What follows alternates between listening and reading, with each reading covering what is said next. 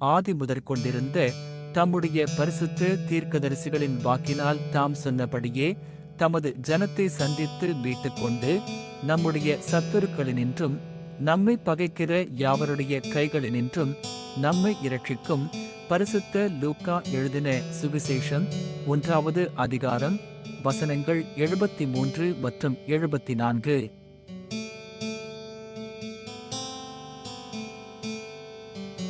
ஆதி முதற்கொண்டிருந்த தம்முடைய பரிசுத்த தீர்க்கதரிசிகளின் வாக்கினால் தாம் சொன்னபடியே தமது ஜனத்தை சந்தித்து மீட்டுக்கொண்டு நம்முடைய சத்துருக்களினின்றும் நம்மை பகைக்கிற யாவருடைய கைகளினின்றும் நம்மை இரட்சிக்கும் பரிசுத்த லூக்கா எழுதின சுவிசேஷம் 1வது அதிகாரம் வசனங்கள் 73 மற்றும் 74.